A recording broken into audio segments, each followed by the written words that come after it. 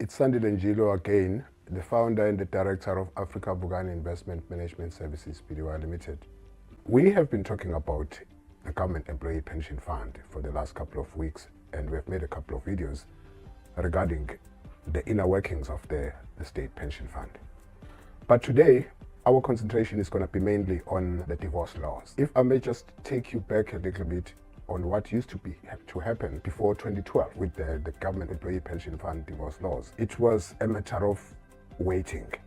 If one individual or if the couple were getting divorced and one was working for the state and belonging to the Government Employee Pension Fund, it meant that the spouse that is outside that pension fund, who is receiving the 50% proceedings from the divorcing spouse, would have to wait until such time that there is a resignation, death, and or retirement. But all of those laws were changed in 2012, and the Government Employee Pension Fund was amended accordingly. The law was amended to accommodate the new developments in the divorce laws. So that was 2012. So how did it happen in 2012? In 2012, there was something which we call the clean break principle that was adopted. Now, the clean break principle meant that the spouse that is being divorced and who expects his or her spouse to pay him or her the divorcing settlement did not have to wait until that spouse get out of employment through resignation or death or retirement. The clean break meant that as soon as the divorce is concluded and the divorce decree has been signed, that the spouse, that the remaining spouse in the fund, who has to pay his wife the 50%. So the 50% was paid directly and immediately upon the receipt of the divorce settlement by the fund. So which meant that if I was divorcing my wife, and as soon as the divorce decree is concluded and I'm the state employee, it meant that I will pay from my fund the 50% to my wife or my ex-wife. So what will remain in the fund will remain 50% of my own money after I have paid my spouse. But over and above that, I will then owe the fund 50%. Now that is 50% that I've paid out to my spouse. So that money now becomes a liability to me inside the fund. So which meant that if I divorced today and I resign tomorrow, I will walk away with nothing, because the 50% that was paid to my spouse became the liability to me. So which means then if I have to resign tomorrow or retire tomorrow, what my 50% will then settle the 50% that was paid out to my spouse. So I will walk away with nothing. Well, that went on from 2012 up until 2019. I know that in 2019, the whole thing was changed again. Now, there must have been a lot of unhappiness about the creation of what we call the divorce debt, the debt that was remaining with the member that is still employed by a government. We call that divorce debt. So they did away with divorce debt in 2019. So what they did, that is the Government Employee Pension Fund. Instead of creating the divorce debt upon the payment of the wife that is being paid by the main member of the fund, now instead of creating that debt, they are now reducing the number of years of service, that is your pensionable years of service, by, I will assume, 50%.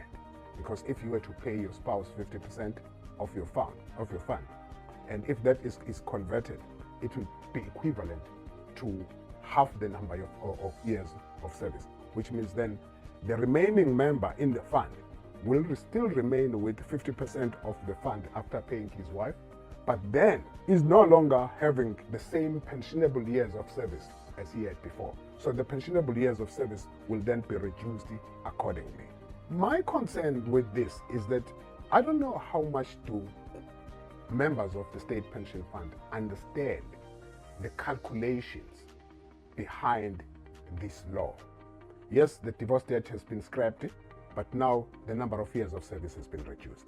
So what I would like to do this morning is to show the numbers, the assumptions that are being made, particularly the issue of the divorce interest, or the issue of the pension interest, which we shall see the definition. Now, I take all of this from the membership guide. So the membership guide talks about the pension interest. Now, the pension interest is the amount of your benefits at the time of your divorce. Now, those benefits are called the resignation benefit. So I would like to stop here so that we can go to the charts and show the numbers of what assumptions are being made and why some of these assumptions are very much questionable. So I therefore would like to stop here and move on to the charts so that we can see the illustrations and the numbers behind these divorce laws. Now let's look at the numbers. We are still on the divorce story and the implications of the divorce in the pension fund, for particularly the members of the government pension fund that are going through the divorce. Now, here we're going to just look at the calculations, and the calculations are based on what they call the pension interest. Now, the definition of the pension interest mainly is simply means the value of the resignation benefit on the date of divorce. Now, I want everybody to concentrate on this resignation benefits because this means a lot when it comes to the calculations and the implications of those calculations going forward. So the divorce calculations in the GPF are based on the pension interest. Now, the pension interest defined as the resignation benefits at the time of divorce. Now, in the GPF, resignation benefits could be split into two, right?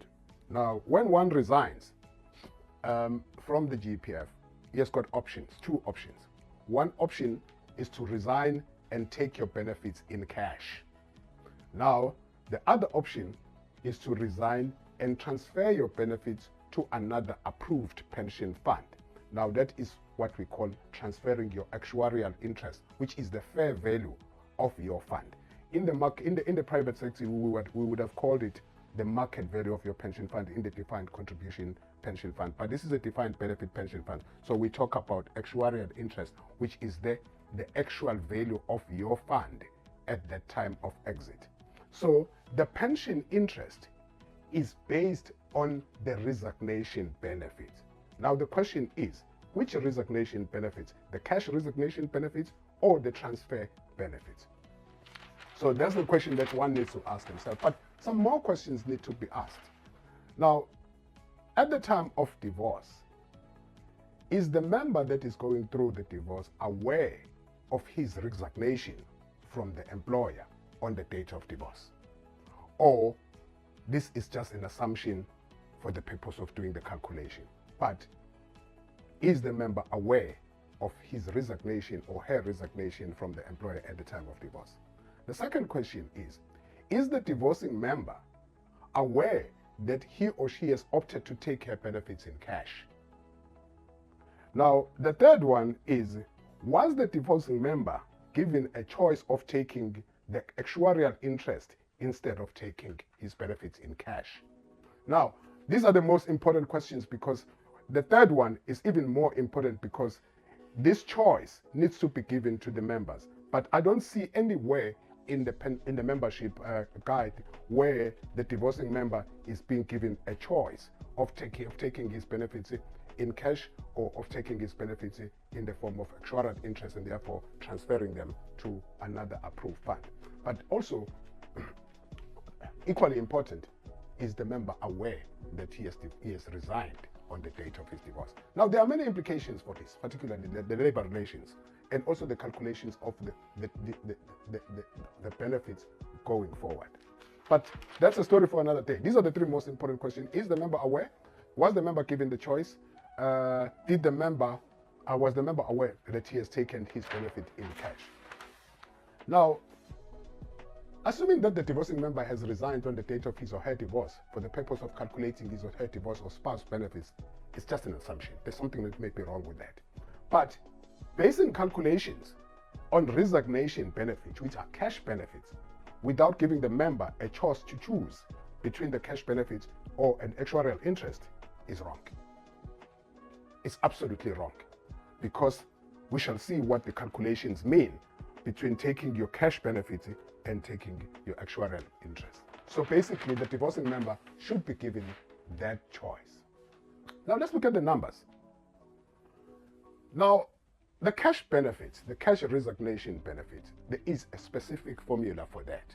For the people who are taking their lump sum benefits in the form of, or at the time of resignation, the formula is 7.5% of that member's final salary times his pensionable years of service. That is, how long have you been with the state employee, or as a state employee, or how long have you been with the fund. So basically, if you interpret this formula, because of this 7.5%, it just gives you back your money that you have contributed to the fund for the number of years that you have been, and based on the final salary at the time of your divorce. So basically, you are giving back your contributions, which have been 7.5%. So this amount will be subject to taxation. Whereas the formula changes if you now opting to take your benefits in the form of an actuarial interest, or you opting to transfer your benefits from the government employee pension fund to another approved pension fund of your choice. So this is the formula, where FOZ is the actuarial factor, FS is your final salary, and that is the number of years of service adjusted for anything that might have happened during the time of your employment. So this is the formula. So these formulas are not the same, and the amounts that will come out of these formulas will definitely not be the same. Now let's make an example of a Joe Deliga, who is a state employee. Now Joe Deliga is getting divorced in 2015, or got divorced in 2015. Now, why 2015? The divorce laws were first amended in 2012. So Joe Deliga in 2015 would have divorced under the 2012 laws, which creates a divorce debt. Now we see how that divorce debt is calculated. Now, at the time of divorce, Joe Deliga is 47 years old. His pensionable years of service is 27 years, which means he's been with the state for 27 years. And his salary at the time of divorce is 480,000. So, based on the formula that we have seen, now the cash resignation benefit, Deliga's cash resignation benefit will be 7.5% of his salary, which is 480,000, times his pensionable years of service, which is 27 years. So that will give you a figure of 972,000 as his cash benefit. But the rules of the fund says if Deliga has been with the employer for 27 years, it means this amount, these cash benefits must be increased by 100%. There is a table that calculates that.